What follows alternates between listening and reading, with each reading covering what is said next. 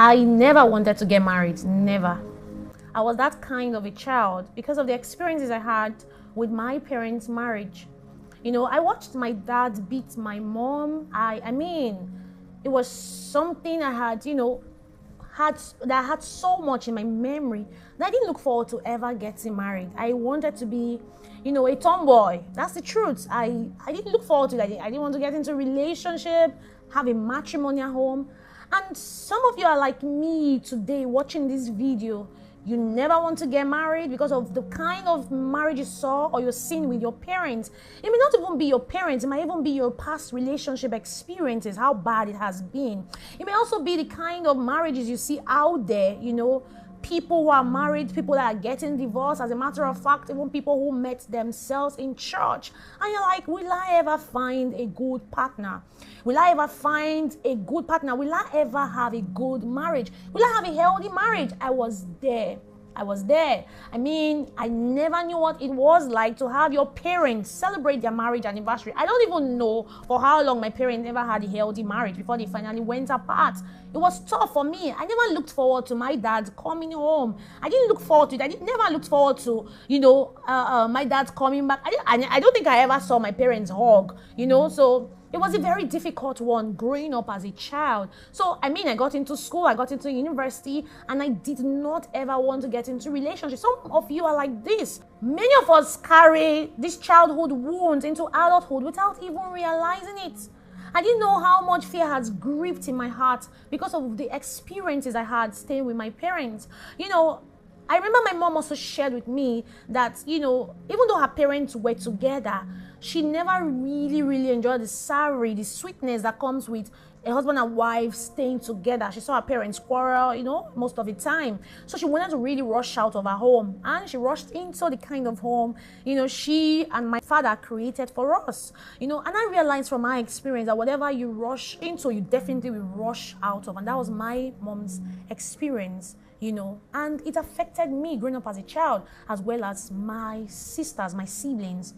One of the things I've come to realize in life is that once you don't heal, it will lead you into fear of commitment, attracting toxic relationship, and expecting the worst in marriage. If all you have seen is brokenness, it's hard to believe in wholeness. If all you have seen in life is brokenness, it is very difficult to believe in wholeness. Before you know it, your experiences makes you have fear of commitment. It makes you attract toxic relationships, and it makes you expect the worst in marriage. How can you, avoid all of these things? Or how can you, cure all of these things? Maybe you find yourself having fear of commitment like I did. Maybe you find yourself attracting toxic relationships, because listen, if all you have seen is brokenness, you have the tendency to attract toxic relationships. If you look at it, some of you have found yourself getting into relationships. You find yourself getting into relationships and they are with the wrong choices. Relationships that, doesn't make any sense. And before you know it, you are out of it. You jump into another one again and again, and you're wondering why.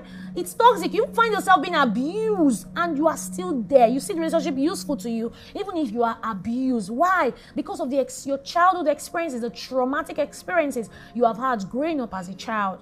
And then for some others too, they found themselves just expecting the worst. It's not married. I've seen a lady who told me, what's the big deal? As long as the man has money, I'm fine with it. The man can be beating me.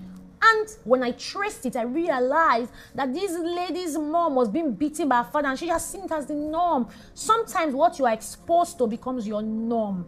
What you're exposed to over time becomes your norm. And if care is not taken, if you don't deal with it, you will be dealt with. If you don't deal with it, you will accept those kind of dealings in your life, and you'll be dealt with over time. So these are the things, and that is why this video, it's very important. If you're watching this video, you're dealing with childhood experiences from marriage, or dealing with past experiences from relationship, or other people's bad marital experiences, I can say to you for free that good marriages still exist. Just because they are few doesn't mean they are not available, they are not there. Just because they are not as many as you would think doesn't mean that they're not there. And my marriage is one of the healthy marriages, and a lot of others. How was I able to navigate this part? How was I able to have a change in my thinking that I am married today? Is number one, I deliberately began to read books on godly marriages. I had to. I got a number of books when I was beginning to, work on my mind. Because first of all, you have to make it a decision. You have to decide that you want a healthy marriage. You have to see that it is possible to have a healthy marriage. You have to see that it's possible to have a healthy relationship. It starts first from a decision. Two, it starts from you believing that these things are possible. I may not have had it in my past life or my past relationship experience or even your past marriage experience, but you can still have it. It's possible. As long as there is life and you believe in positivity, you can have a positive marriage. So I started by reading books on marriages. And I realized from books, authors who share their experience, I'm like, wow, a good marriage is very possible. A healthy marriage is possible. And I want to also put it out there that just because a marriage is good doesn't mean it's perfect.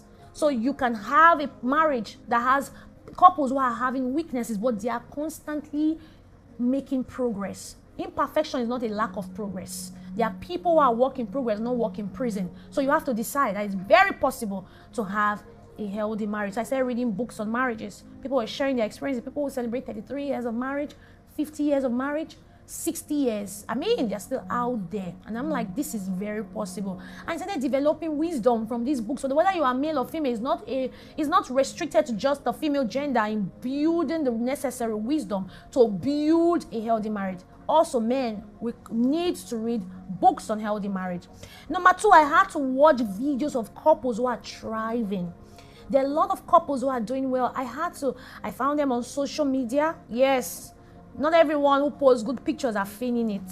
There are people who are posting good, bright pictures out there, and they have good marriages. I had to start associating with those kind of people. I remember times in school, I had to deliberately travel to my friend's home that have their parents who are living together. They're not just living in the same house, they are united. And I started saying, the more I watch, the more my mindset started changing.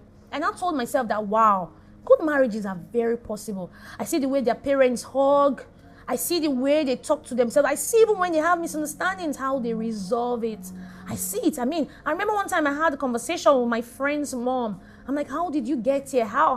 And I realized that their marriage, wasn't perfect, but they were making tremendous progress. Christian marriages. And I'm like, wow, I can have a Christian home. I can have a Christian marriage. I can have a Christian spouse. It starts with who you're associating with, your books, what you're watching, who you're making friends with. And then another thing I did was I surrounded myself deliberately with people that have a good perspective about marriage. Who you hang out with is who you become. And I realized that even on social media, what do you watch? Which blogs do you go to? Who do you follow? Who do you follow? There are people out there that post funny quotes about marriages. There are people that tell you, no, you can't have a good spouse. You just have sex and that's all. You don't need to bother, but you can have child anyway. You don't need to be married. Who do you follow? Who do you follow? Because who you are following is what you are likely to become. So I had to deliberately look out for those kind of people who have a good perspective on marriage. There's so much Insta blogs will not do for you. There's so much girls gist will not do for you. Call it the different platforms that you follow.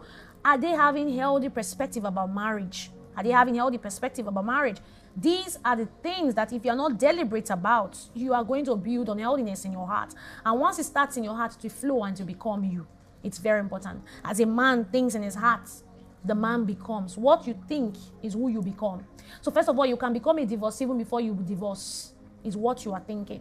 I'm telling you, you can become a divorcee even before you divorce. Even before you choose the person, because it starts with your belief. What are you thinking? When your mindset is wrong, your choice will be wrong and the outcome will be wrong. So what are you thinking? What are you digesting? Who are you following? What are you digesting? What are they saying? When you have friends, you're hanging out, what are they saying about marriage? Because it can pollute your mind or polish your mind. It depends on what you are listening to. It's very important. See, I want you to also know this. Your past does not have to dictate your future. My mom chose in the way she chose. She watched the things that she watched. She believed in what she believed. But it did not dictate who I got married to. Your past does not and will not dictate your future. You can be abused, doesn't mean you'll marry an abuser tomorrow. Your parents may have been abusive, doesn't mean you marry someone who is an abuser. So your past does not dictate your future. When you have the right belief, your choices will be right and the outcome will be right. So I want you to pause and ask yourself, what books are you reading? Who are you listening to? What marriages are you watching? Are you being intentional about renewing your mindsets? Are you being intentional about renewing your mindset? And also, what are your confessions? What are your confessions? What you confess, you manifest. So every time I will look at the mirror and say to myself, Anwili, you will have a healthy marriage. Anwili, you will marry right. Even when I had a breakup, I mean, I've shared it many times. A guy broke up with me. It was text, it was SMS. He broke up and said he doesn't want the relationship anymore. Even with the breakup I experienced, it didn't make my confessions change. Don't allow your past make your confessions change. Your past is not your future. Your past is not the reality you want to see. So be real with your confession so that you can have a positive reality. Be real with positive confessions so that you can have a positive reality. It is your responsibility. God is already a responsible Father, but it is your responsibility to think well, to confess rightly, to watch the right things, to follow the right people. And at the end of the day, you make the right choice and you will have the right marriage. I pray for you that God will heal your hearts. I pray that your hearts will be open to the healings in God that can only be found in God. If you are struggling, if you're saying, oh, I know you don't understand, my experience was really bad, my relationship experience. So watching my parents, I'm scared. I don't think I will ever marry well. I come against that spirit of fear in the name of Jesus. I come against every hurt, everything, every way that has pulled you down one way or the other. Oh, for those that are struggling with abuse, you've been abused and you are hurting. Oh, someone took your virginity. Oh, somebody forcefully had sex with you and it feels like you cannot even find yourself. You're asking yourself, am I really? Am I? Will I ever be whole? There's wholeness in God. And I pray for you that Lord opens your heart to receive the wholeness in Him. I pray for you that God enables His healing to flow in your heart in the name of Jesus. I pray that you will boldly open your heart to choose that which is right in the name of Jesus. Those who have found themselves in toxic relationships, I want you to know that there will not be a repetition in the name of Jesus. God will give you the best spouse. God will give you the best spouse. God will give you the best spouse. Your marriage will be beautiful. You will look at it and say, wow, indeed, what a kind God. You will testify. You will testify. God bless you.